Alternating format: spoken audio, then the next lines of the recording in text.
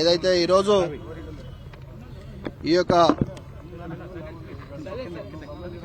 జరుగుతున్నటువంటి అక్రమాలు అన్యాయాలు ప్రజలకు తెలియజేయాలనే ఉద్దేశంతో మా పార్టీ వర్కింగ్ ప్రెసిడెంట్ గారు కేటీఆర్ గారు ఇచ్చినటువంటి ఆదేశం మేరకు ఈరోజు గౌరవ పెద్దలు శాసనమండలి సభ్యులు అన్న శ్రవణ్ గారితో ఈ రాయదుర్గంలోని ప్రాంతంలో సందర్శించడం జరుగుతూ ఉంది.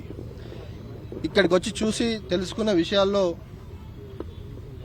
నిజంగా కూడా చాలా ఆశ్చర్యం కల్పిస్తూ ఉన్నాయి. ఈ యొక్క 2 ప్రైవేటు బిల్డర్లకు 2 ప్రైవేటు వ్యక్తులకు ఈ ప్రభుత్వం 6 ఎకరాల పైచులకు ల్యాండ్ ఏ రకంగా అలాట్ చేశారో ఎక్కడ కూడా కనబడడం లేదు. 2000 కోట్ల పైచులకు విలువ చేసే భూమిది.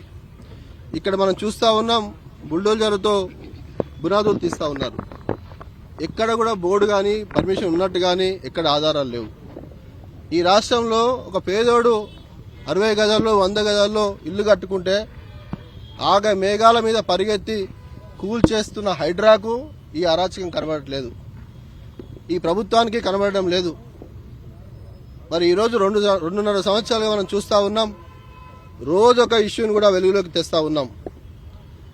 ఈ రాష్ట్ర ప్రభుత్వం ఏ రకంగా భూదోపిడికి పాల్పడుతూ ఉందో, ఏ రకంగా నిన్న మా కేటీఆర్ గారు చెప్పినట్టు ₹1,00,000 టర్నోవర్ కూడా లేని కంపెనీలకు ఏ రకంగా భూములు అలకేట్ చేస్తూ ఉందో మనం చూస్తూ ఉన్నాం. అదే రకంగా ఇక్కడ రాయదుర్గంలో మరి 100 కోట్ల ఎకరం విలువ చేసే భూమిని వారు ఎక్కడ కూడా పేపర్లో కానీ ఆన్లైన్లో కానీ కనబడడం లేదు.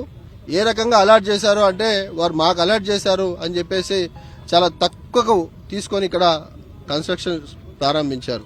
వాటి అన్ని వివరాలు, వీరు చేస్తున్న భూదోపిడికి సంబంధించిన అన్ని వివరాలు కూడా శ్రవణ్ గారు ఆధారంతో సహా మీ ముందు పెడతారు. ఇదంతా కూడా రాష్ట్ర ప్రజానికి తెలియాల్సిందిగా విజ్ఞప్తి చేస్తా ఉన్నాం. థ్యాంక్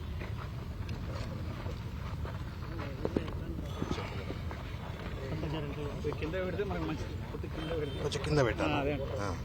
ఇది నేను పైన పెట్టుకోవచ్చు, ఇట్లా పెట్టుకోవచ్చు కదా, ఇట్లా పెట్టు.